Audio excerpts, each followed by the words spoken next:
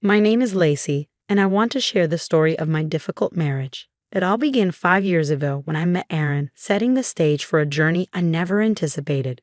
I was excelling in my career as a senior marketing manager at a prestigious tech company, a job that brought immense satisfaction and a handsome salary. I was the breadwinner of our household for a while, as Aaron faced intermittent unemployment. Aaron was pursuing his dream of becoming a writer, and I was his biggest cheerleader. He had a charm that could make anyone smile, and writing was his passion. I believed he would make it big someday. Despite my own demanding career, I made sure to support his dream all the way. We often stayed up late, discussing the life we were going to build together. Aaron sometimes took odd jobs to help out, but I always told him not to worry. I was happy to support us while he figured things out. We had an unshakable faith in each other's dreams and were ready to ride the ups and downs together. Now let me tell you about Hazel, my sister-in-law, who lived in the captivating city of Auckland, New Zealand. While we weren't extremely close, I considered her part of our extended family. Aaron had always been fond of his little sister despite their age gap. She was only 23, and Aaron often shared stories of their childhood, showing how deeply he cared for her. Though Hazel and I hadn't formed a particularly tight bond, I cherished the moments we shared during family gatherings. She had a youthful zest for life. Hazel's decision to study abroad was a bold one, and everyone supported it. One evening, after a grueling day at the office, I came home with aching feet, ready to relax. But Aaron, with his cheeky smile, had other plans. "Lacey, there's something I need to discuss with you," he said. "Of course, Aaron. What's on your mind?" "It's about Hazel. Her health has taken a serious hit, and the medical expenses in Auckland are astronomical. She reached out to me for help. Can we send her some money?" "Absolutely, Aaron. What happened to her?" "She's been dealing with some stomach issues, and the doctors are running tests to figure out what's wrong." "Oh no, poor Hazel. We'll definitely help her. Thanks, babe. I hate to burden you with this, but she's my sister, and I can't stand the thought of her suffering. I've been between jobs for a while now, and my savings are running low. Hazel just graduated and is actively looking for a job. But it's not easy for her in her field. Family comes first, Aaron, and we'll make sure she gets the help she needs." "How much does she need?" "Just $5,000. I know it's a lot. We'll tighten our belts if we have to. It's the least we can do." "You're amazing, Lacey. I promise I'll pay you back as soon as I find a stable job. I hate that it's come to this, but I'm so grateful for your support." "Don't worry about paying me back, Aaron. Family sticks together no matter what." Without a second thought, I agreed to send the money. It was a decision made out of love, compassion, and a belief that family always comes first. I saw the genuine concern in Aaron's eyes for his sister's well-being and couldn't bear to see him burdened by worry. After all, what good was the money I earned if I couldn't use it to help the people I cared about the most? I have always believed that wealth holds no real value unless it's used to make a positive impact on the lives of those you love. It wasn't about the amount or the inconvenience, it was about standing by Aaron's side and showing solidarity with his family. So I transferred the money to Hazel. Little did I know that this simple act of generosity would trigger a series of events that would turn my life upside down. A few weeks later, Aaron informed me that his mom, Sherry, was making a spontaneous trip to Auckland to be with Hazel. He explained that Sherry was deeply concerned about her daughter's health and that he needed to drive her to the airport. As soon as I heard this, I knew I wanted to accompany them. I wanted to meet Sherry before her flight, offering her some support and comfort during this stressful time. Even though Aaron said I didn't need to, I insisted. "So, Aaron, how's Hazel doing exactly? What's her diagnosis?" "Well, it's a bit complicated, Lacey. She's been having these stomach issues, and the doctors are still trying to figure it out." "Yes, dear. They haven't pinpointed the exact cause yet. It's been quite a struggle for her." "Stomach issues? That sounds vague, but she's been going to the doctor regularly, right?" Yes. She's seen a few specialists, but they haven't concluded anything yet. It's been frustrating, darling. We are hopeful she will get better soon. I'm going there to take better care of her. That's all a mother can do, you know." "I hope so too. It's just strange that it's been a while and they haven't reached a diagnosis yet, for someone as young as her to have such issues." "Let it go, Lacey. Let's just focus on getting Mom to the airport right now." While Sherry was away in Oakland, life continued as usual. I headed to work while Aaron stayed home, working on his novel. Another month passed, and then Aaron approached me with another request for money. He explained that Hazel was relocating for a new job and needed financial help for her new apartment. Sherry was still in Oakland with her, and from what I knew, Sherry was wealthy enough to support Hazel comfortably. Despite my doubts, I couldn't bring myself to question Aaron's family. I quietly sent Hazel the requested $3,000, hoping this time it would truly benefit her. But then, a week later, Aaron dropped a bombshell that left me utterly flabbergasted. "Lacey, I need to ask you for something big." "What is it, Aaron?" "I need you to send my sister $50,000. $50,000? Aaron, that's half of my annual salary. Why on earth would Hazel need that much money?" "Hazel's health is deteriorating rapidly. It's a serious stomach condition, and the doctor recommends surgery. She's in pain, and we can't wait any longer." "I get that, Aaron, but why can't you just tell me exactly what's wrong with her? It's so frustrating not knowing. You're always so vague about it. And why couldn't Sherry help with the $3,000 last time?" "First, it was for a diagnosis, then an apartment, and now a surgery. Sherry has her own expenses, Lacey. She's been helping Hazel too, but this situation is just beyond what any of us expected." "I understand, but it's just so hard to keep giving money without knowing where it's going. It's complicated, Lacey. I wish I could explain it better, but it's a medical thing, and Hazel's privacy matters too. I'm not asking for every detail, just something more than some stomach issue, Aaron." "Lacey, please, this is about her life. I can't believe you're questioning this." "I'm not questioning Hazel's health. I just want some proof." "You think I would lie about my own sister's health? I cannot believe you're being so heartless about this." "I am not being heartless, Aaron. I am scared. I need to protect our future too. I can't drain our savings without knowing more." "You know what, Lacey? If you can't trust me on this, maybe we don't have a future together. I would want a divorce if you don't help me." "Are you seriously threatening me with divorce over this? I thought you would support me when my family needs it the most." "I want to support your family, but I also need to know I'm not being taken advantage of.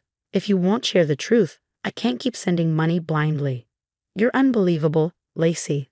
"Fine, do what you want, but remember you are making this choice.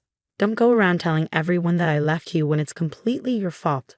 I plopped down on the couch, feeling the weight of Aaron's request pressing on me. Thoughts swirled in my head like a blender on high speed.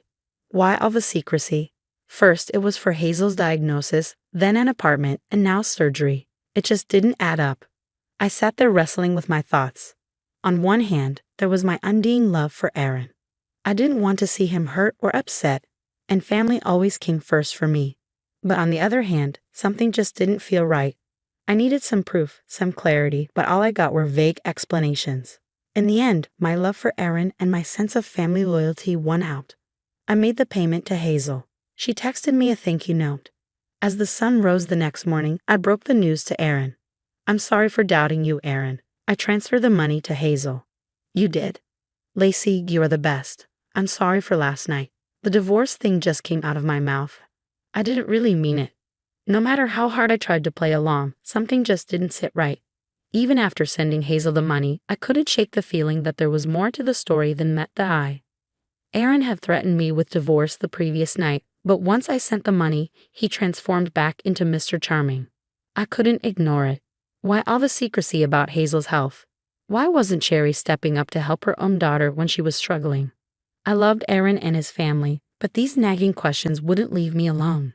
In an attempt to clear my head, I decided to meet up with Amani, my best friend. We chose the Cozy Cafe, our haven for heart-to-heart talks. I needed that comforting ambience more than ever to ease my troubled mind. "So did I miss anything exciting at that dinner party you mentioned last night?" I asked as we settled in. "Oh, you missed out. It was a blast. Jenny wore this stunning red dress that would make anyone jealous. You know, the usual stuff, food, gossip, and a lot of dancing. Typical Jenny, making an entrance. Why weren't you there, by the way?" "Actually, that's what I wanted to talk to you about. Aaron and I had a fight." "No way, Lacey. What's going on?" "Well, you know my sister-in-law, Hazel in New Zealand, right? She's been asking for money, claiming it's for her health issues." "Yeah, I remember seeing her at your wedding. She was just a kid then. What's her deal?" "Something feels off." I sent her some money before, but now Aaron's asking me to send a huge chunk of my salary and he threatened to divorce me if I didn't.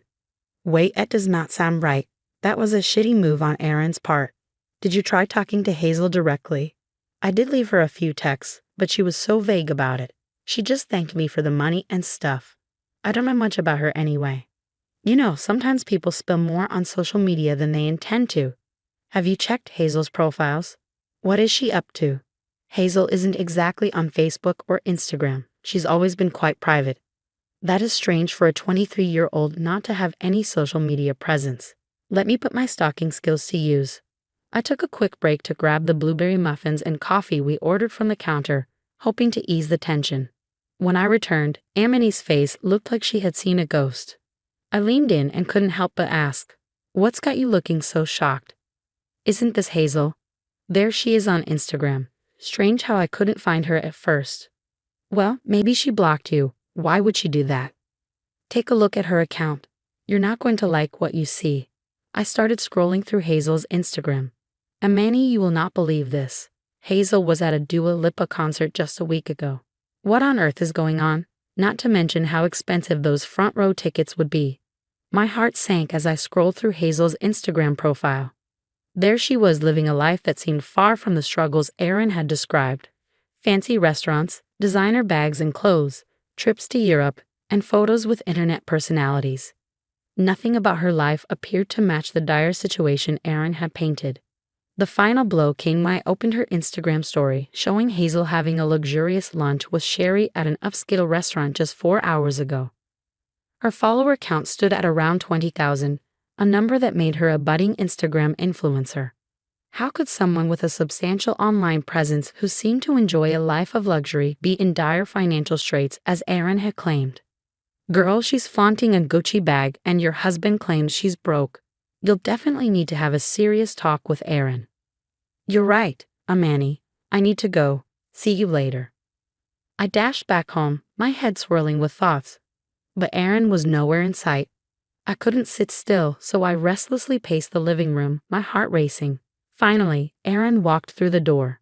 "Hey baby, how was your day with Amani? You're home early." It was very educational. "I learned about a lot of things today." "That's different. I just went for a walk to hit my daily step goal." "Nice. You seem upset. Is everything all right with Amani?" "Oh, come on, Aaron. Did you know about this or not?" "Know about what?" I pulled out the screenshots of Hazel's photos that Amani had sent me. Aaron's face turned pale as he gazed at the screenshots. I could see the regret in his eyes. Where did you find these?" "It doesn't matter where I found them. The question is, did you know? Look me in the eyes and admit you've been keeping things from me." Aaron nodded reluctantly. "Yes, I have." "Why in the world would you lie about something like this? And where did all the money I worked hard for go?" "It's a complicated situation. I'm not accepting that as an answer. You better start talking." "Hazel needed money because she didn't finish college. She dropped out." "What? And who was going to tell me that?" "You said she graduated." "Yeah, I never told you. I lied. She wanted to become an influencer and needed money to maintain that lifestyle. I thought I could help her out. So you sent her money so she could splurge on designer clothes and bags and build a fake social media life? You don't understand, Lacey. She realized college wasn't for her. So there was no illness, no surgery, no new job, and no new apartment. You lied to me, took the money I worked hard for, and threw it at your sister who just wanted to live a glamorous social media fantasy. What about Sherry? Why did she fly out to Oakland? She's no saint. They come from a family of liars. They are actually planning to fly to Paris for an influencer event on Mother's Day. It's a thing where everyone brings their mother as their date. I can't believe you tried to sell me the story that your sister was seriously ill when, in reality, you needed money for these first-world problems. Please forgive me, Lacey. And then you threatened to leave me. Aaron, you are such a manipulator." "I'm sorry. I seriously did not mean it, babe. Please, can I do anything to make it up to you?" "You want to make it up to me? Okay, let's divorce." "You can't be serious." "Yes, you threatened me with divorce, but you know what? Now I genuinely desire a divorce." Life got really messy at home. Aaron and I were living in different corners of our own house. I needed a break from more than lies, so I booked a flight to my parents' place. My flight was in 2 days, but then, just when I thought things could not get crazier, Hazel herself rang me up one morning as I was having my coffee. I stared at my phone, wondering what on earth she wanted. Finally, I answered. Lacey, you must listen carefully. You have no idea what you're getting yourself into. Hazel, what are you talking about? If you think about divorcing Aaron, it won't end well for you. You'll regret it. I can't keep sending you money for your so-called needs. You don't understand the situation, Lacey. I have plans, and they involve you staying married to Aaron. The moment she started talking, I had this brilliant idea. I activated the recording feature on my phone, making sure to capture every word she said. You have no choice, Lacey. Be a supportive sister-in-law or face the consequences. Threats won't change my mind. You think you can just walk away, Lacey? You have no idea who you're dealing with. If you dare to divorce my brother, I'll make sure your life becomes a living hell. I have ways and connections you can't even imagine. Well, Hazel, it seems like you have your bag of threats, but I have something too. You see, I've been recording this entire conversation. Recording? You can't be serious. Oh, but I am, and now I'm giving you 1 month to return every cent you took from me. Otherwise, say goodbye to that online empire you were trying to build. I'll leak this recording and make sure each one of your followers hears the truth. Lacey, please don't do something drastic. Okay, just give me some time and I'll pay you back. I promise. 1 month, Hazel. Don't test my patience again. In the end, I did get the money back from Hazel. She wired it to my account a day before the 1 month deadline expired. Aaron and I. Well, we could not fix what was broken, so I went ahead and filed for divorce, which, let me tell you, was not a walk in the park. But hey, sometimes you have to do what is right for you. Being single again has its perks. Work is more exciting, socializing is a blast, and I'm living life on my own terms. I bought myself a new apartment, a place I can call my own. My family and friends often ask me how I manage to keep my spirits high through all that craziness. I just give them a huge smile and say, when people cross lines with you, sometimes you have to cross some lines too. Don't play the victim. Take control of your life and your happiness.